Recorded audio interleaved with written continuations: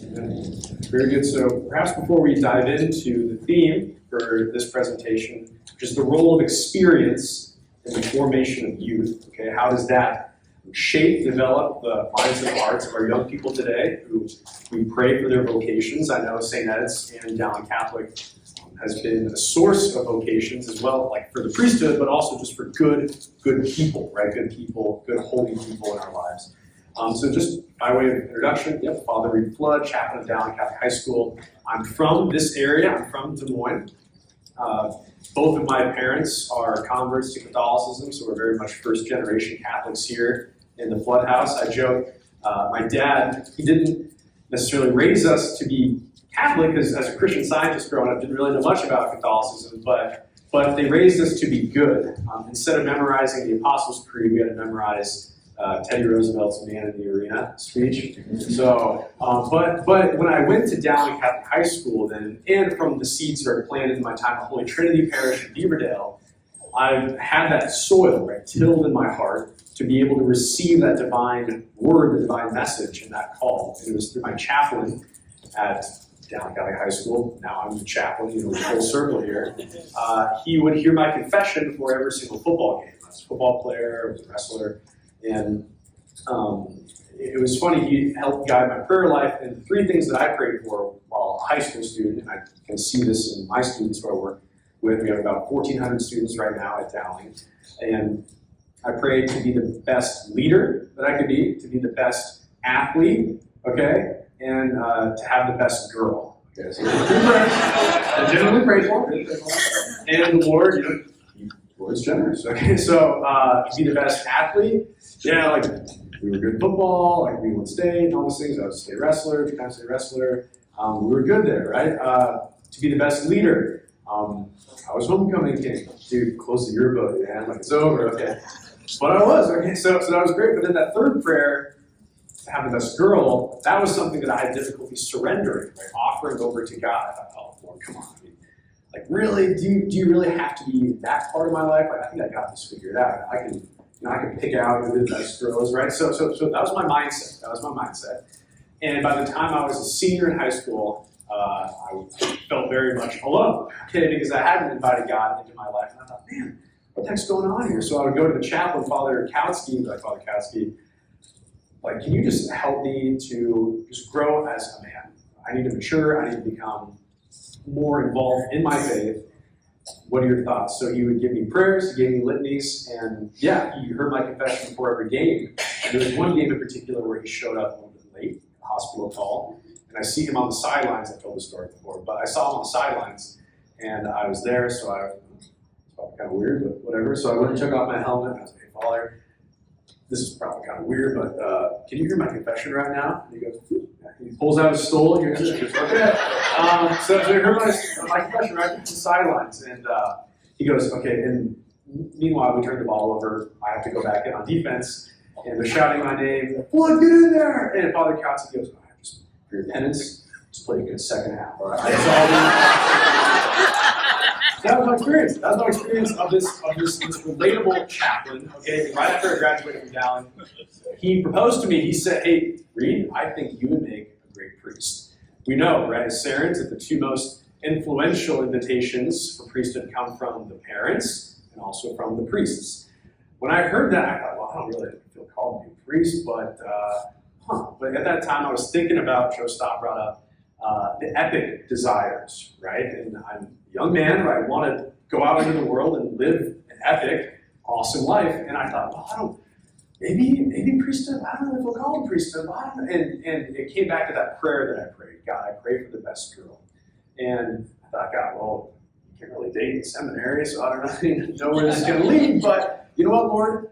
I will suspend, okay, my grip on that desire in my life and offer it to you, okay? And we'll see what you can do with it. And I'll join seminary. I'm going to go all in, and then we'll see what happens.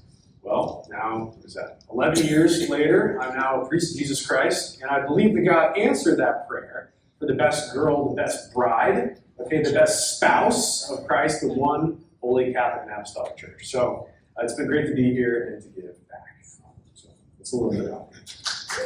Now for the less interesting story. All right, so I grew up in Council Bluffs, that's southwest Iowa, around the Omaha area, if you're not familiar with Iowa. And I went to St. Albert High School, so that's actually, we were talking about this is actually Des Moines territory. So I actually originally grew up in the Des Moines Diocese. So I'm not in the Des Moines Diocese anymore, I'm in the Diocese of Sioux City. But as I reflect on my experiences in high school, that was like super instrumental for forming me as a man of faith. And I'll get into this later, but just certain experiences just kind of helping me and drawing me close to God. And then for college, I went to Creighton University, and it was through the growing up experience that I never really wanted to be a priest. I mean, you know, when you're growing up and you're Catholic and you're, you know, a good boy and you go to Mass every Sunday, sometimes people ask you, you know, have you ever thought about it? And so there might have been a couple times where people had asked, but no really serious consideration. I actually always wanted to be a meteorologist, which I was actually for a few years. So I grew up, when I was growing up, I remember watching the news. I was one of those kids who would watch the news every day. Like, it's really unusual. I was probably one of those kids that really would have shoved in a locker in high school. But, I don't know. So I love weather. And so I used to, I got like an internship when I was a junior in high school at a TV station. And so I was pretty set on like, that's what I'm going to do. And it became a huge interest, so I went to Creighton, studied that, and I worked in Sioux City for a few years doing meteorology at KTIV, it's an NBC station. So I got to do that for a few years, but I felt that through that experience, as much as I loved that, there were some things that happened in college that really challenged my faith and allowed me to recognize that there was something deeper, like a deeper purpose in my life. There was a lady at Trinity Heights, Mary Stevens. Trinity Heights is like a beautiful outdoor garden. They have some statues of Mary and Jesus on different ends, and there's also Last Supper kind of depiction inside the building there. And I was asking someone there, like, I was looking for a spiritual director, and they said, Mary, do you know anyone that would be good? And so she said, well, let me think about it, I'll give you a call back, and she did. And at the end of the conversation, she said, have you ever thought about being a priest? And I thought about it a little bit more in college, post-high school, because of some things going on. I said, you know what, I thought about it a little bit. She said, you should check it out. And so for me, listening to her voice, I felt like God was like really speaking through her. And that was an experience that really helped me to nudge me in the right direction, or to give me that person I needed. And so that sent me into seminary. And so something that I never expected became my reality about 11 years ago, is when I entered seminary. I've been ordained for 5 years, again, for the Diocese of Sioux City. As you were mentioning, I work, I'm the associate pastor at Holy Trinity in Fort Dodge, and also I'm the chaplain at the high school there. We have about 30 to 40 kids per class, so it is a small school. Pre-K through 12, I think it's like 750.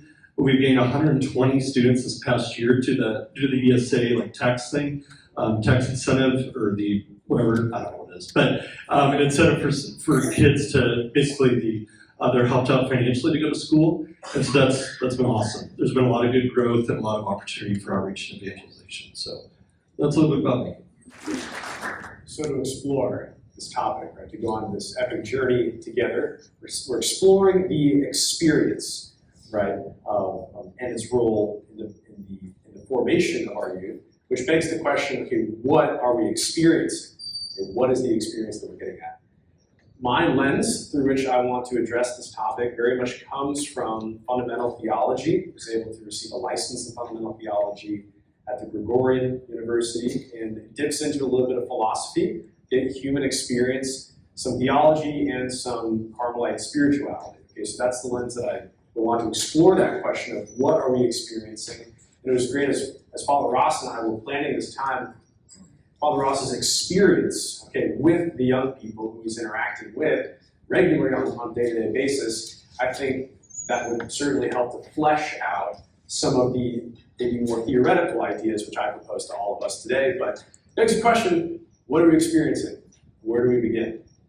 Why not begin with Genesis, okay, at the very beginning, when God created the earth and the sea and the skies, God created the stars, the heavens, created animals, and in verse 28, he created human beings. What I find fascinating is when you look at that verse, okay, we hear that all the time, God created. Okay, oh yeah, of course, we're living in creation. But if you look at that word, create. In the Greek Septuagint, it's not merely create, but it's the word poesis, okay, which is the same word for poetry. That sort of reshifts our focus on that creation account. We can read it, in fact, as God poetry the earth and the skies, God poetry the land, right? The stars, right, and the animals. And then in verse 28, God poetry human beings. That means that you and I, not only are we living in a divine poem, you and I are a work of divine poetry, okay? Which poetry is beautiful. It has themes, right? It has motifs. It has reoccurrences. And overall, it is beautiful. Working with young people, that is not commonly the experience that we see. In fact, many young people feel like they're not living in a poem, but they're living in a tragedy, right? They're living in a world of chaos where there's no meaning. Rather than being this original existential paradise which Adam and Eve lived in, okay, they very much feel themselves wandering through this desert of meaninglessness. Well, when we look at that original starting point, okay, we are in fact living in a poem. Where does the spiritual life inform our view of our reality? The devil, C.S. Lewis speaks about this, which I love, the devil knows that he cannot separate you from God. Diabolos, right, the one who divides, the one who puts asunder. He cannot violate your free will to force you to violently violate God. He cannot separate you from God, however, he can work to separate us from contact with reality. Okay, the devil tries to distract us, right, to try to pull us away from our contact with the real, and in doing so, he separates our contact with the God of the real. Okay? Therefore, the crisis today that we observe in young people is that they're not living the real, but rather this distracted reality. What do we mean by that? We did a survey at our high school. This was really interesting. When they came back from summer, and we just wanted to explore, hey, like how many hours per day are you on your phone? Are you on technology? Yeah, okay, you can guess. It was startling. The average, okay, was somewhere around 12 to 13 hours per day. The average. Then we began to look. The highest one that we saw, 18 hours per day. That is every hour of your existence spent in front of the phone. I didn't mean for this to be interactive because I don't have but does someone have a smartphone on right now? Okay, Ross. Okay, so we show this, right?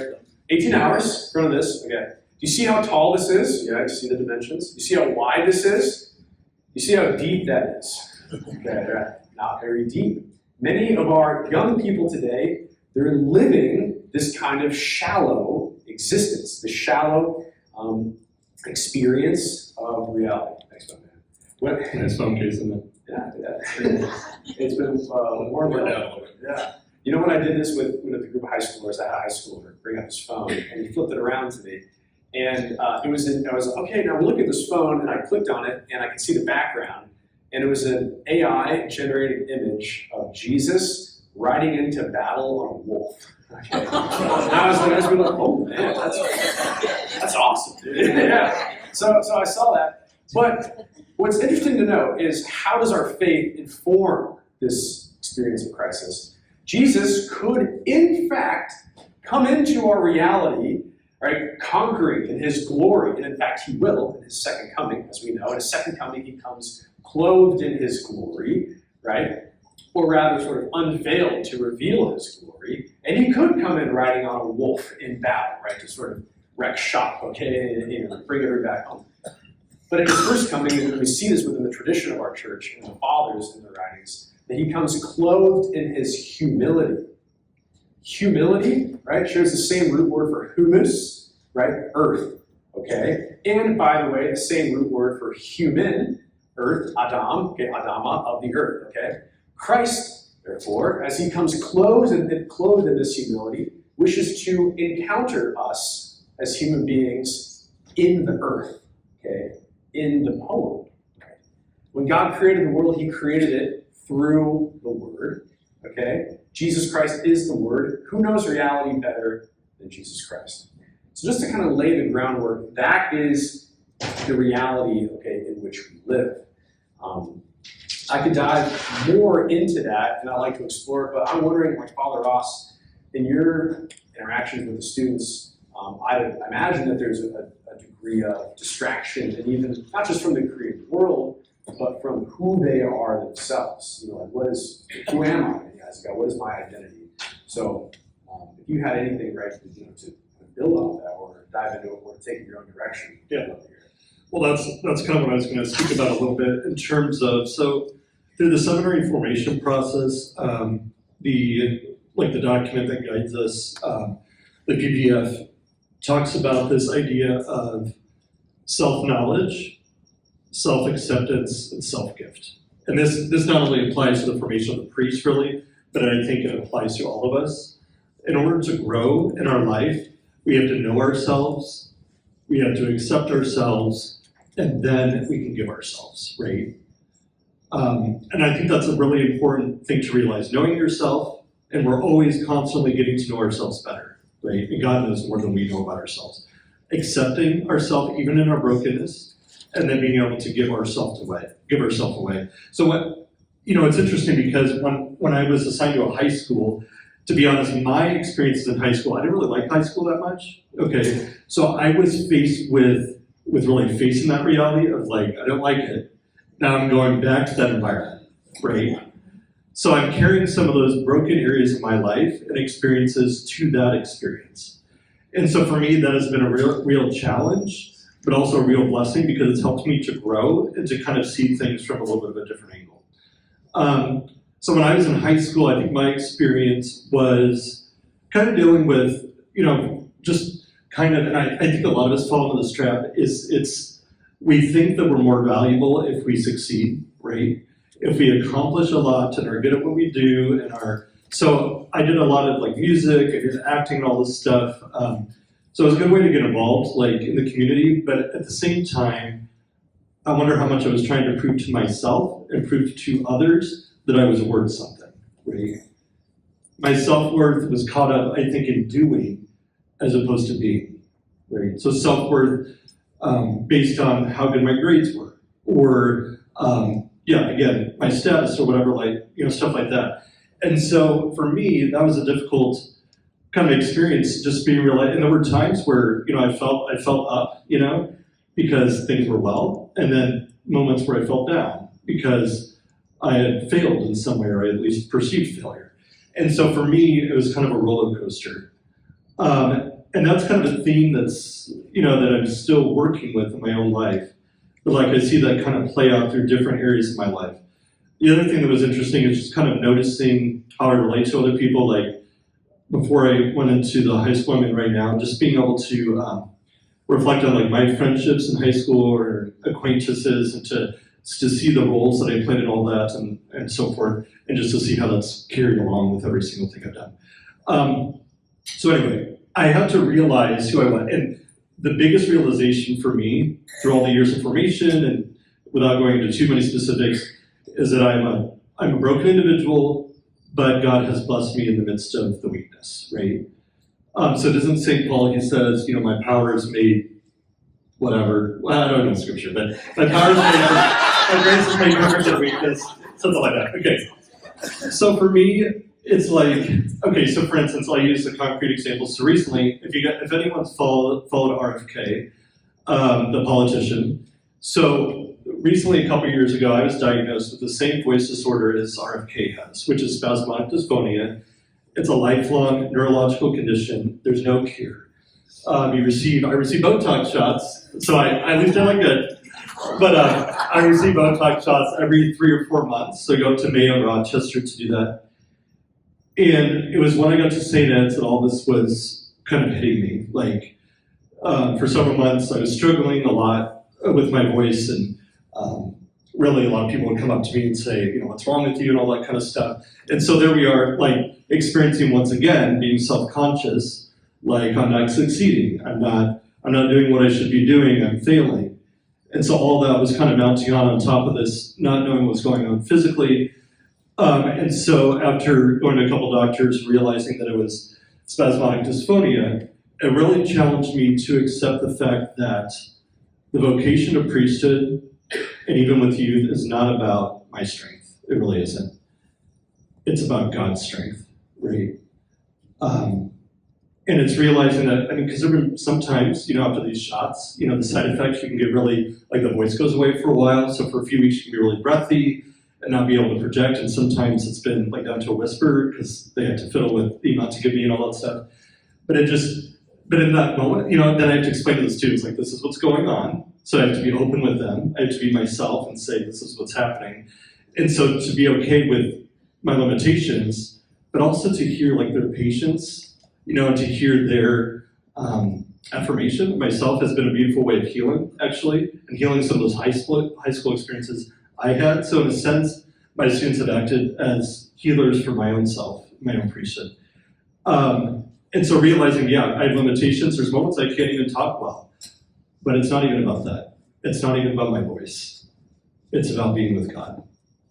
And it's about showing that to the students that no matter how well you do or how bad you do in your life, whatever that even means, no matter what you struggle with, that your purpose in life is not to impress the other person, your classmate, your parents, your teachers. It's just to be with God and to love him and to hear his voice, because that's the most important voice that we can have. And so as Father Reed was just saying, that idea of voice, of hearing God say, you are my beloved son and daughter, because this is what our youth, as he was saying, struggle with the most. And this is the reason for the distractions, is because they're afraid of what they're going to encounter if they don't get distracted, right? And we can look at our own lives. When we turn to an iPhone or turn to relationships or alcohol or other weird things that kind of distract us, the reason is because we don't like who we see inside, because we don't believe the voice of the Father who says, you are my beloved. And when we start to encounter that, then those distractions, there's no reason for them. And so that's a message that I try to instill with my students, not only with what I say, most of the time they're not even paying attention, but with who I am, right? And to build like connections with the students. We should talk about more, but it's about building bridges, and that's, most students know you're a priest, you're holy, whatever, but so that's true, we need to be a model for that holiness, but the biggest breakthrough comes when the student sees that the priest is a human, and then they can connect, and then you secretly bring them to Jesus through that connection. That makes sense. This is awesome. I'm hearing your experience, I wouldn't have shut you to the locker. I appreciate that. Yeah, even this role of being a bridge, and Father Ross, hearing your experience with the reality, of suffering. Suffering is a part of this poem, that we live in, right? And whether, God didn't create the world with it, but after the fall, it exists, And God, because he's a divine poet, he is able to take that dark theme and then to redeem it, right? To pull it up to something even greater, something even more beautiful. O Felix Culpa, right? O happy fall.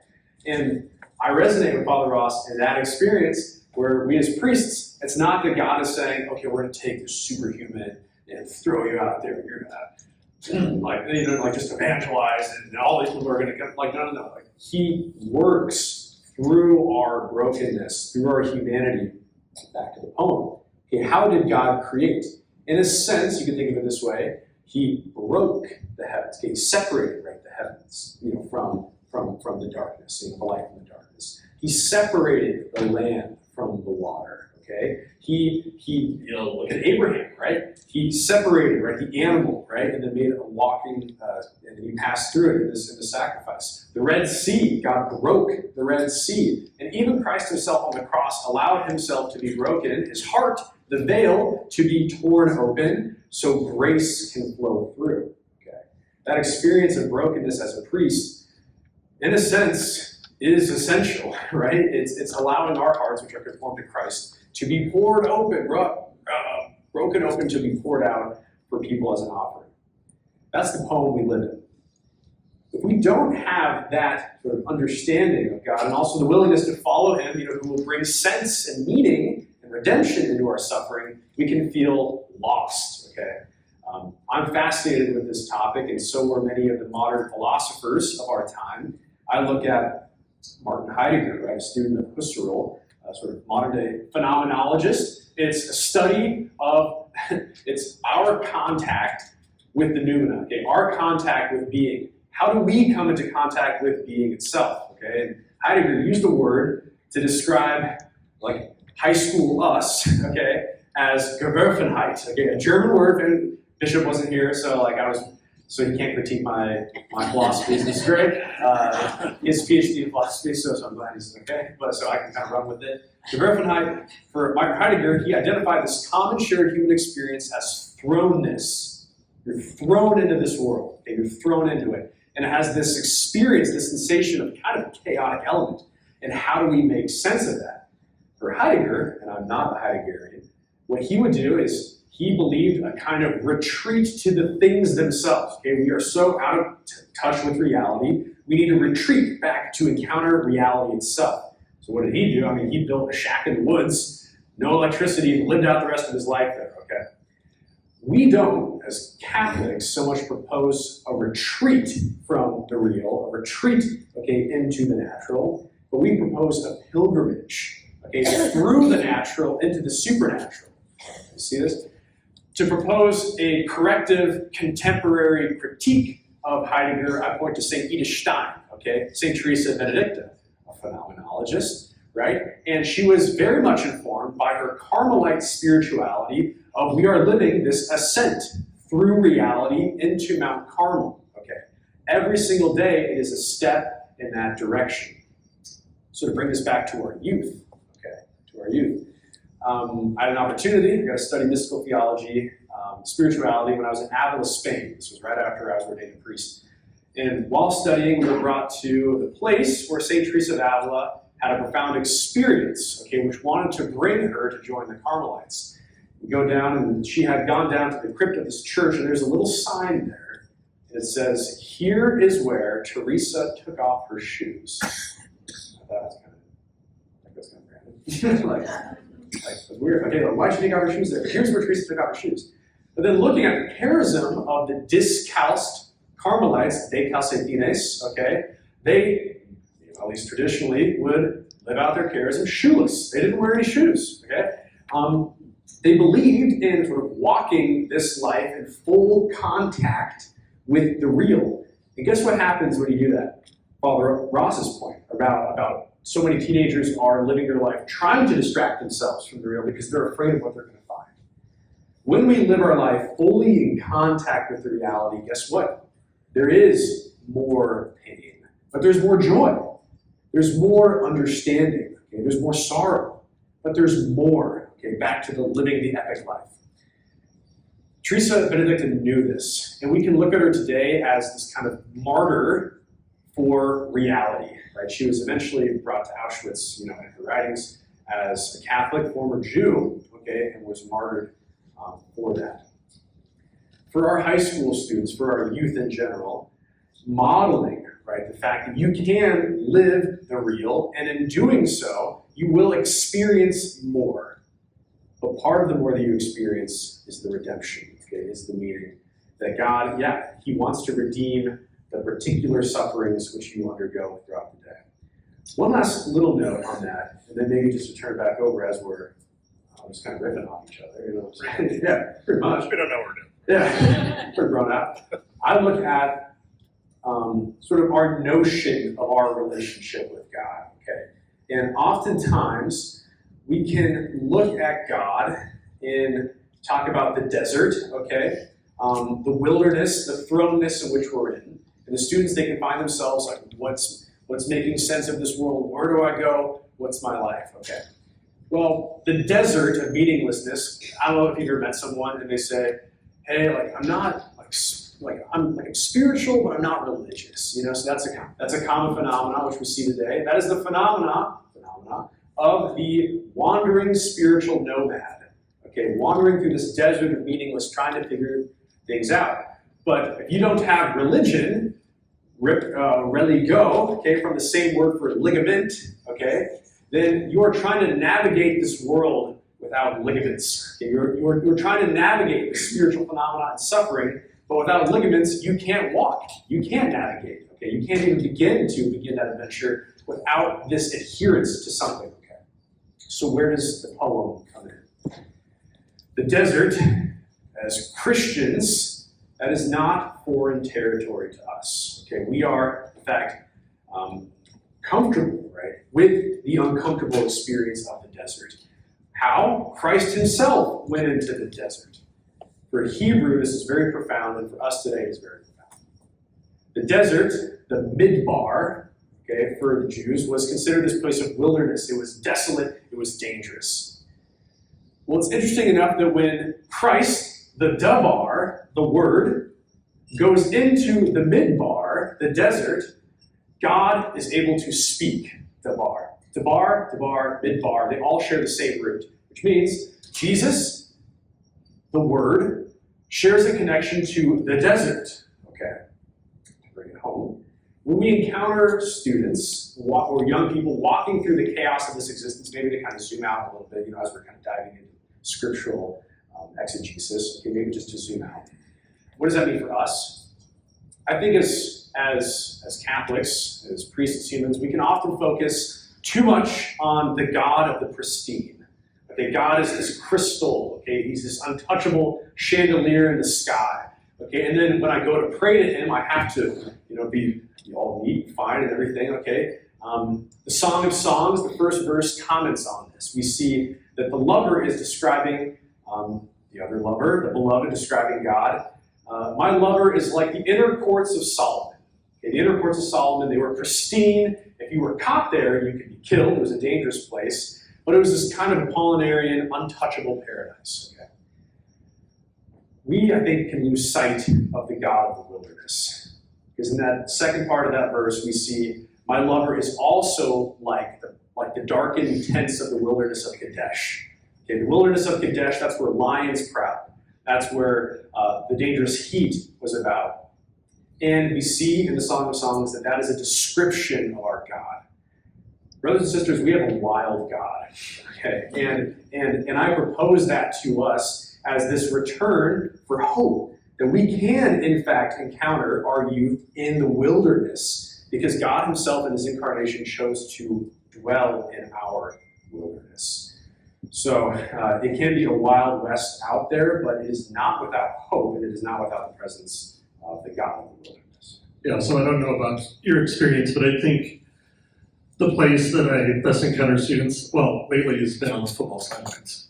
Honestly, it's not in church, usually. It's not in the hallways, because sometimes, but they're usually busy going somewhere else. We have a campus ministry room that I'm in, and there's some great conversation that happens there too. But a couple of hours on the sidelines of football or to cross-country meet are like super vital. Because they're kind of a little bit, they're kind of more relaxed, and they're just kind of, they're together. And so it's awesome, the conversations. Even last night, there was a student who was just asking me about confession and all that stuff. We had a great conversation. Something I didn't really expect to play, he didn't either. But that's what I did on Friday night. I went and I was down in the silence, and we talked about God, even in the midst of the football game. So I think those are beautiful encounters. The other thing is the importance, again, entering into the wilderness, entering into the personal life of these students is so important. I think a lot of that takes commitment, and it takes time. It's not just about just being in the hallways during passing periods and just showing up at random times. It's really being invested in the students' lives. So a couple weeks ago, I had someone come up to me and he said, "Can we talk about something?" We went to the chapel. And the student said, "Well, you're not going to tell anyone anything, right?" And I said, "Well, unless you're going to hurt yourself or others." And he said, "Well, I don't know if I want to talk about it." I said, "Just what's going on?" And he shared with me some struggles with suicidal thought. And we talked about it. And so, and then we talked to the counselor, and we had some folks come out and help. The thing that stuck out with me is he said, as these people come to counsel me, I want you to be there with me, because I want a sense of steadiness and just calm, And so I think God, the beautiful experience there is that God kind of has placed me in this child's life. For some reason, maybe based on his background or my own background, we were able to connect in this way that he was able to trust me enough to be able to share it, and then for me to be able to walk with him in that, even in the midst of difficult moments. Something I'll never forget is that before the people were coming to show up the mobile crisis unit, he was just kind of shaking in the corner, right? And I thought in my head, it was what experience of his childhood is that illustrating right there? That small child that's away in the corner, that is afraid, you know. But in the midst of our fear, in the midst of those moments that we have that anxiety or don't know what's going to happen next, God enters into that, and He sits here with us. So yeah, it's beautiful. Like really, high school ministry is awesome. You don't know what you're going to experience at any given day, and it's a great opportunity just to watch your students grow and to challenge them too. That's right. Do you have any experiences of like how you helped really wait for your students to grow by really challenging them? Yeah, I think because they are in the wilderness and you can't really survive in the wilderness, you can't thrive in it without having that level of resilience. That's the language that's used in mental wellness today. Is once they know that you love them, like you're not here to sort of correct them or sort of bash them over the head with this thing, but it's like, oh hey, like I'm here with you. I'm here to accompany you through this time together. And in that sense, like Christ who accompanies us in the desert. To not so, like, for instance, like at first when we had our masses for school, I had a difficult time finding servers, lectors, cantors, just because we hadn't had like a well-established schedule and all these things. So I found myself almost like apologetically going up to the students and be like, oh hey, like live in total freedom. You don't have to do this, but if you want to do it, yeah, and like occasionally you would get like some like pitiful sort of, all right, fine, I'll go. But I thought, man, there's a better way. Because we're not apologetic about our ministry. In fact, we see that it's mutually enriching. So now that you know them and you know that, or they know that you love them, right, and vice versa, I can say, hey, so this is going to be uncomfortable for you, but this will be very good for you to grow. How about I propose this challenge to you, okay? That is something that students, I think, today are thirsting for, is that challenge, is that contact with reality. Because when they know that they're in an environment where they're supported and they have permission to mess up, but then to get back up again, and they're more willing to pursue the challenge. Yeah, it's interesting. Yesterday I asked a student, what do you like to know more about, like when it comes to like even during Mass or whatever? And he goes, I like how you talked about the other day how missing Mass on Sunday was a mortal sin. Like seriously, like students don't know this stuff. And so by like really enlightening them on like the truths of the faith, they actually are looking for that. Because again, it's coming from a place of love, not a place of shame. So if I were to do that probably week one, probably wouldn't go over so well if that was the topic of preaching. But the more that you get to know the students, the more they're going to respect what you're saying. But again, the relationship is first, and then everything builds on top of that. Yeah, it's definitely informed the interactions. And nowadays, like when we're institutions charged with the duty of educating, catechizing the students, I often wonder if, you see a lot of people sort of falling away from the faith, where they go to college and then they reject it.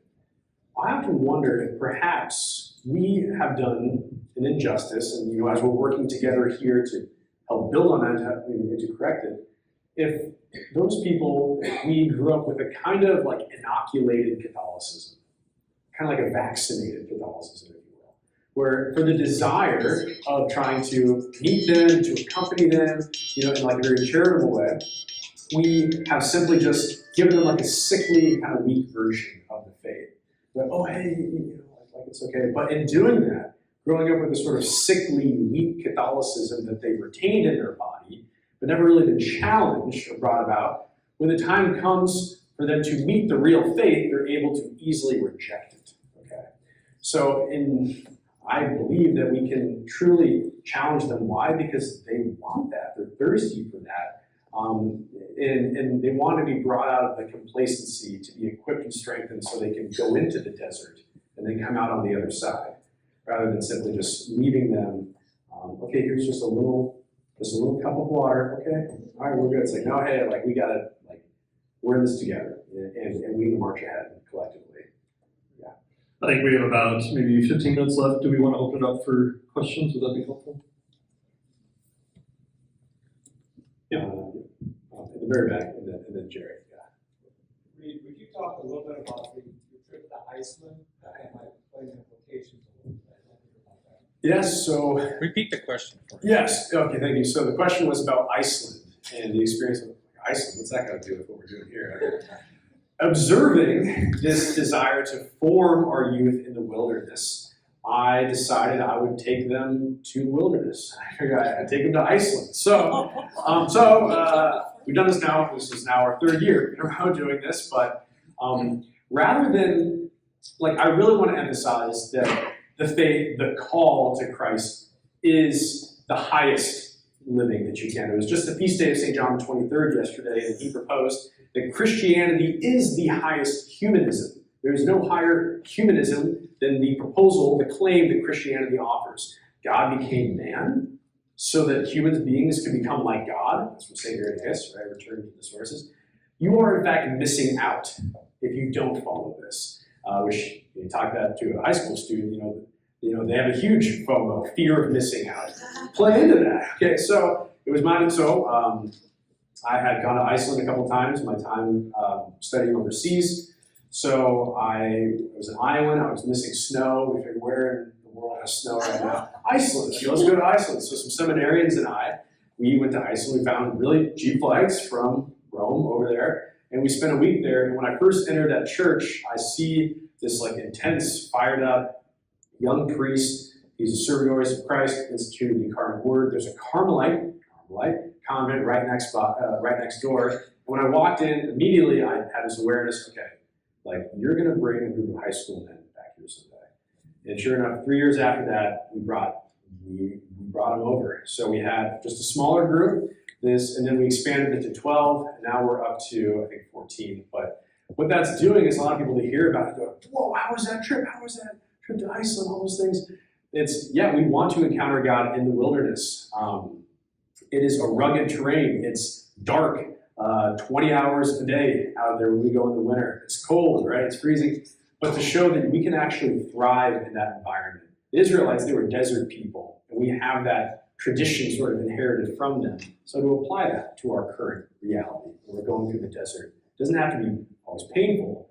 In fact, it can be beautiful. So that's a little bit about Iceland. From the Siouxland Club in Sioux City, Iowa. And Father Ross is one of ours, and we are extremely proud of him. Blessings, Father. Thank you for doing this.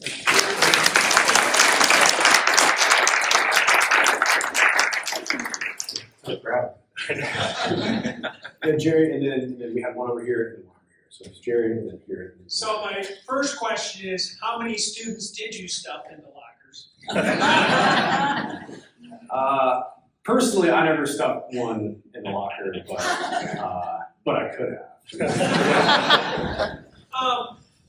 I think back in my own experience, it was the friendships that I made of good people, good kids who were inclined to go to Mass and in college and whatnot. And I know Ufidum is part of that answer, but are you trying to do anything to get kids to put down the smartphones and actually have real relationships with people instead of texting and just being on their smartphone all the time? Yeah, so I believe it's Lamar's Galen. It's a Catholic school in our diocese who has a cell phone ban at their school. So we'll probably follow after them coming up, hopefully in the next year or so, just to ban them completely. We're thinking about troubleshooting like a Lenten, just like as a school, like a penance that we're going to be, it's no phones at school, and then hopefully carry that over for next year. We'll see. We just think it's really, there's tons of studies out there to show that there's not one positive thing about having cell phones during the school day. Yeah, we tried to even offer even like a positive spin, because there is a ban currently at Dowling right now. It's like basically what public schools are doing, but we were doing it first. So they can't have access to it in their classroom. So we actually did a cell phone blessing and exorcism last year. So we did, yeah, go for it, right? So that's like, oh wait, we're not Luddites, okay? We don't destroy technology, okay? But we do find avenues for God to communicate to us through that. We had a question over here. There's someone here maybe. That's your question, okay, right here. Father Ross. Mary Sends Her Love by Mary Stevens.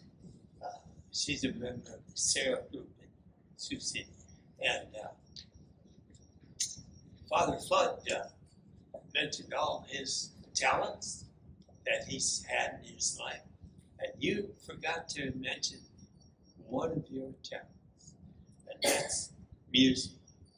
Because I heard a composition that you created for the Catholic Mass, and I'd like you to touch on it. Now, when did that show up in your life? Okay, that's a good question. All right, so let me brag about myself a little bit. Because that's about one of my talents. So yeah, I was mentioned earlier, like, so I didn't mention to you guys, but so what are some of your talents, talent in music? So I'm not just talking about music. Okay, so when I was growing up, I was in probably third grade.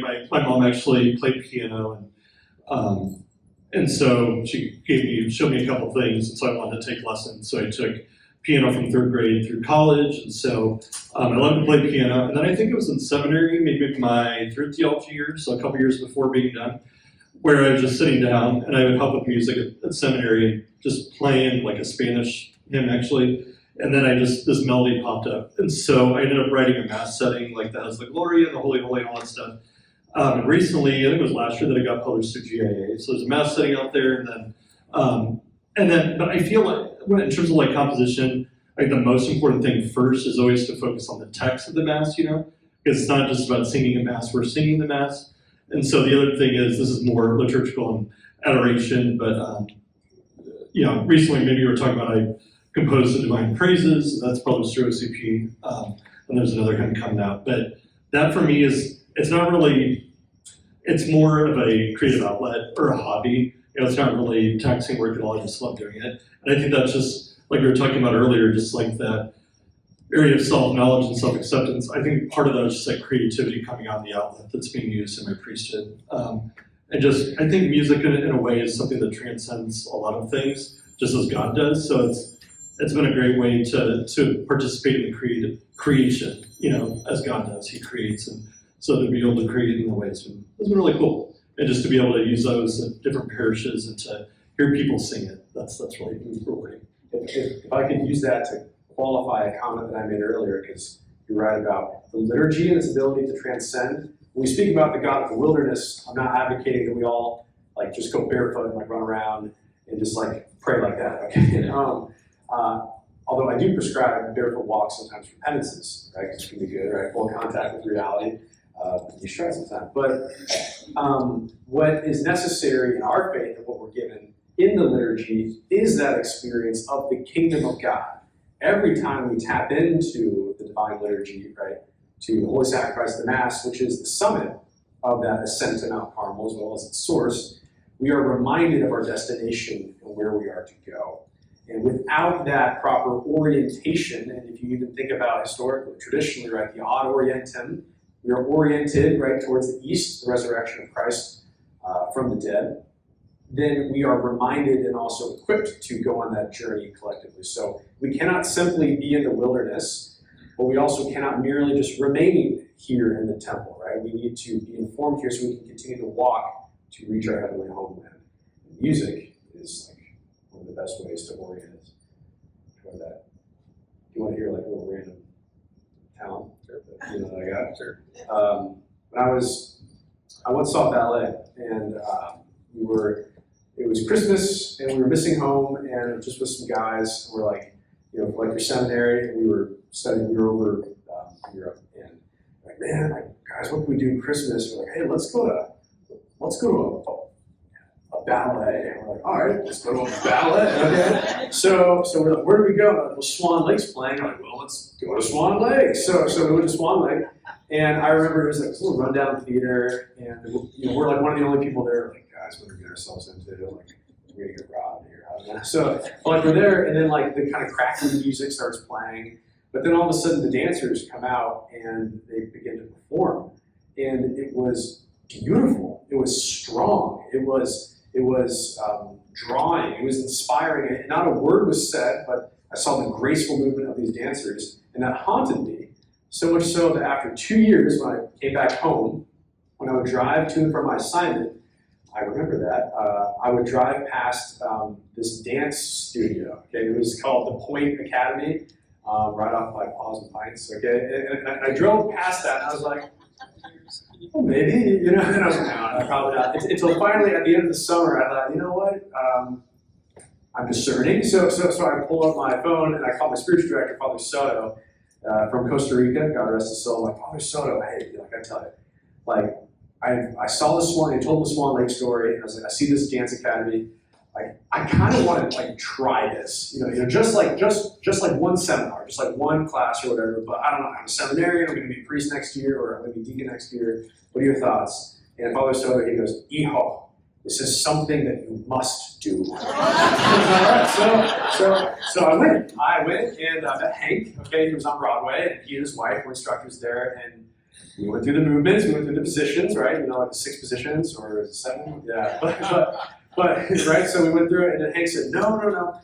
He goes, you got to move with grace. Do you know what the definition of grace is? And I was like, no, tell me, Hank. And he said, anyone can live their life with expression. Okay, expression is doing whatever you want, kind of moving however you want, but not in order with the music. Okay, expression can be fun, but it's not very good, nor is it very beautiful. In fact, it's kind of ugly. And you can easily get hurt by doing that. Because grace is listening to the music, following the music with as little resistance as possible.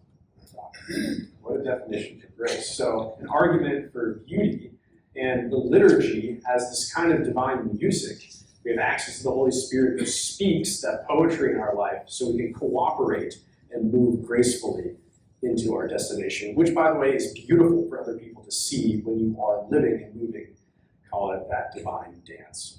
Yeah, there definitely is a difference. Even like hearing a musician, like, okay, they're playing the right notes, it's the right rhythm, but you can tell when it's musical, right? Like when there's musicality to it, it elevates a little bit. It's a little bit more in that sense of like, I don't know, displaying that beauty that you were talking about, and even in the liturgy, right?